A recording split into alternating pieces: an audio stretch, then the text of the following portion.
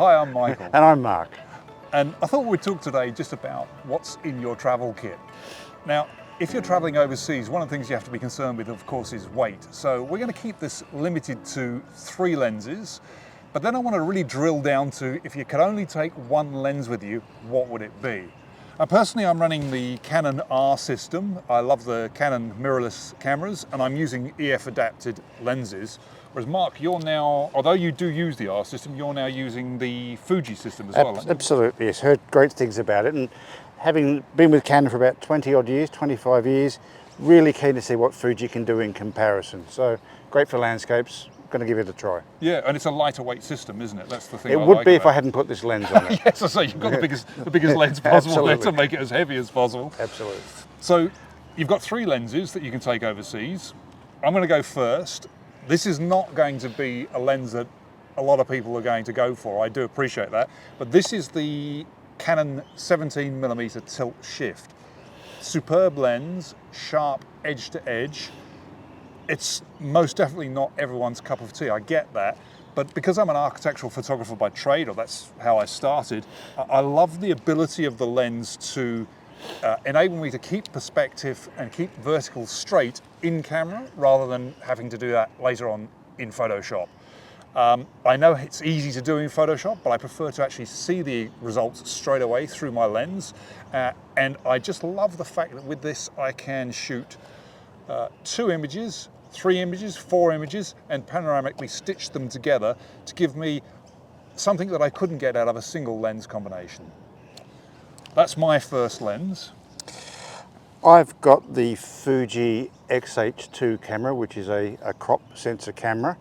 And I think So crop sensor, what does that what would that mean in terms of, that's an APS-C size sensor. Correct. So the lens you have there times it by basically 1.5 to 1.6, yeah. Right, yeah. And I think I've completely missed the brief by you saying, let's travel lightly, by picking the Fuji 100 to 400 lens. That's not exactly lightweight either, which is why we're going to drill down to one lens later on. Absolutely. But that lens, yeah, that lens gives you the ability to shoot details, yeah? Very much so in landscapes, but quite often when I do go overseas, I'm going for an air show, I'm going to do some birding, etc. And I'm used to that 150 to 600 reach, which in effect this is what you're going to get with the 1 to 400 on a crop sensor camera. So whilst it's heavy, it's beautifully weather sealed, the optics are wonderful. Yep. F4 to 5.6, so not the sharpest, lightest lens, but still lets a lot in, and the early results I've had with it so far are spectacular. Okay, well that's interesting, because that lens for you is then what I would be using as my second travel lens, which again, I think we went with the heaviest lenses for travel we could ever consider. But this is the EF 7200 2.8 version 2. It's not a light lens, there's no getting around that. It is heavy, particularly by the time you mount it. I'm carrying more gear than I probably should, but I love this lens. I know you have the RF version, which is considerably lighter. Yes. Maybe that's something I'll invest in down the track. But this is an incredibly sharp lens, and it gives me the ability to shoot those snippet details that you were talking about, that I really enjoy when I'm shooting architecture, or even if I'm just shooting street photography. I've taken this lens to Vietnam, and it was absolutely superb for just simple street photography. And I love the 2.8 aperture, nice blurred bokeh in the background, a superb piece of glass.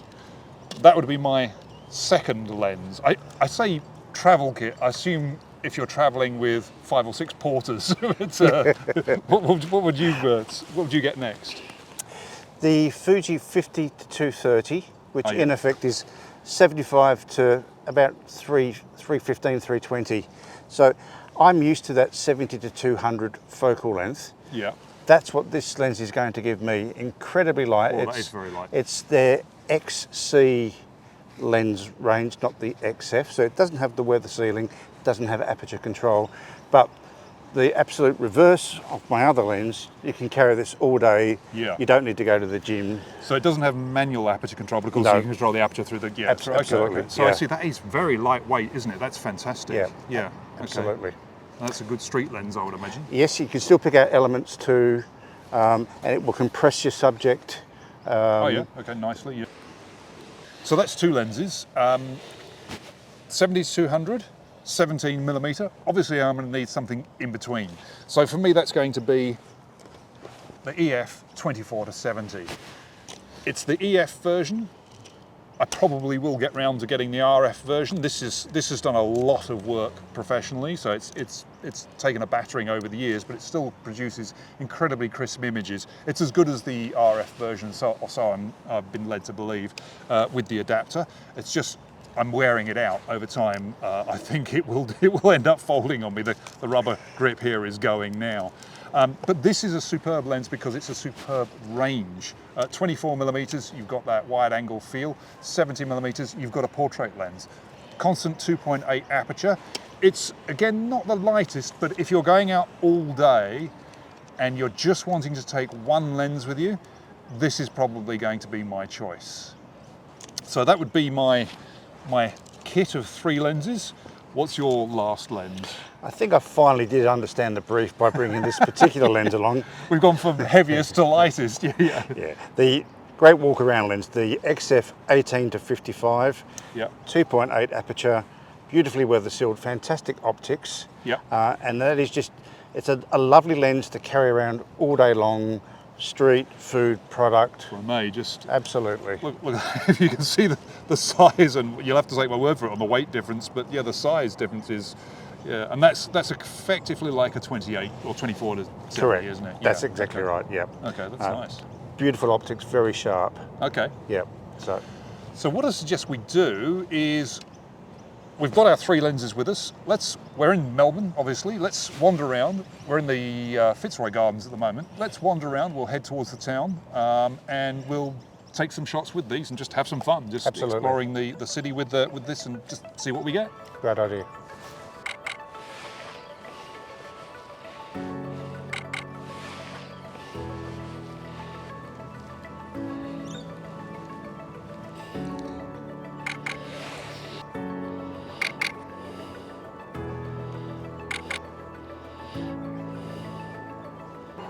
So I'm just going to start with the 24-70, the 2.8.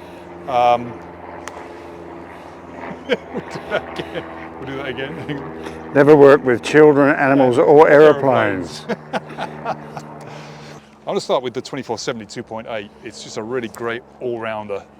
So I'm going to shoot a few of the flowers here. I'm going to save the 70-200 till we get into the city so I can shoot some detail type shots. But the other thing, as I mentioned before, that I like about this is you can take great portraits with it. So I might just take your portrait if that's all right.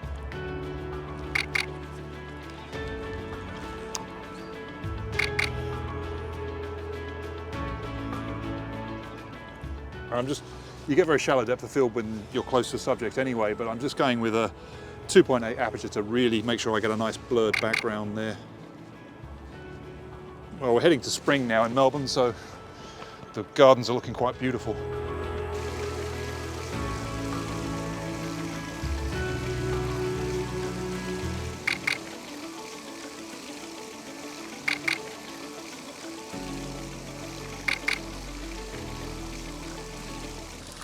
So one of the things I really like about the R system as opposed to the EF system, when I was using this on my DSLR, the 17mm, I'd have to set the exposure manually, whereas with the R series I find that it sets an accurate exposure with the tilt shift lens. I didn't find that with the EF system when I was using it, so 5D Mark III or 5DSR, you would set the exposure and then you'd have to judge it on the back to see whether it was the correct exposure because the meter was knocked out, particularly when shifting. Whereas now all I need to do is, even shifted, I'm getting a reasonably accurate exposure on the back, judging my histogram of course, but I'm still getting a reasonably accurate exposure, which I wouldn't get on, as I say, when I was shooting with DSLR.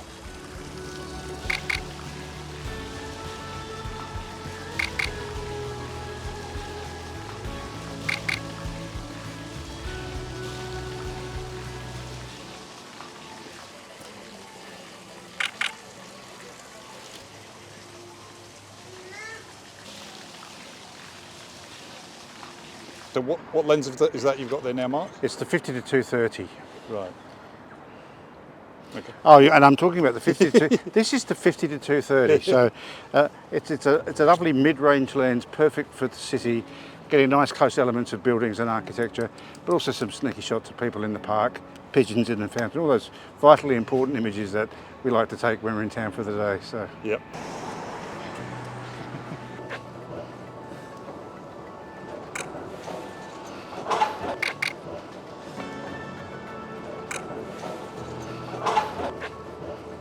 so what are you using now, Michael? So this is the back with the 17mm tilt shift because I want to get a shot of Treasury Building here in Melbourne. As the light is coming across it, it's really the wrong time of day to get a really good shot of it, but oftentimes when you're traveling, you have to take what you get when you're there. I am lucky enough, I've got some light coming across the front of the building, so I will meter for the highlights here so I don't blow them out, and just maybe bracket a little bit to get a couple of exposures, make sure I'm getting what I'm after. But even with the R5, I should be able to bring up the shadows nicely anyway. So we'll get a quick shot.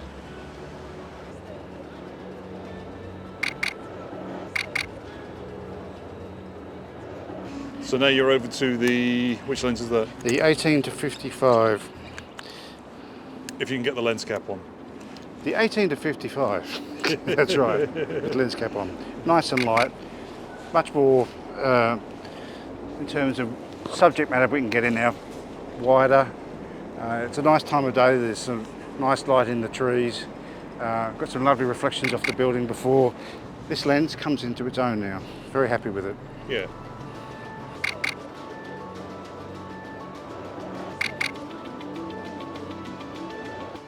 Okay, so we've been for a wander, and we've taken some. Let's face it, they've just been snaps this afternoon. We're just having a bit of fun with the cameras.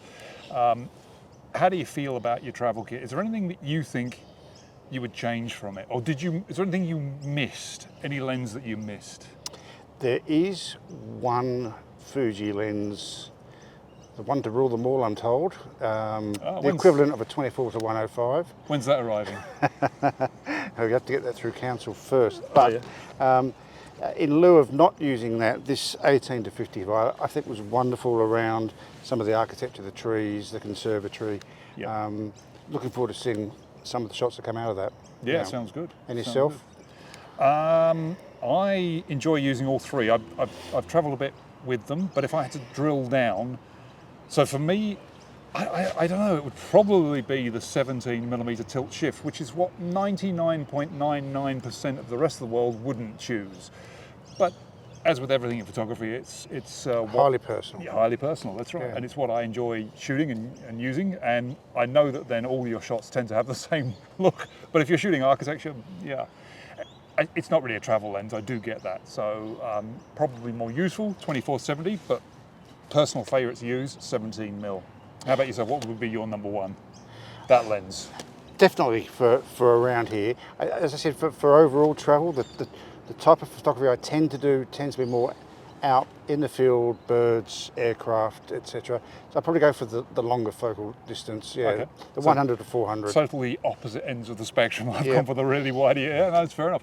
Well, be interested to know what you think and what your favourite travel lens or travel kit might be. So please leave us a comment below, and we'd be really interested to see what that is. Next time, what we should do actually is swap kits. Maybe we'll make another video about that. You try my kit, I try yours. Absolutely, and we'd love you to subscribe. And as Michael said, do let us know if you like what you saw today. Thank you. Thanks.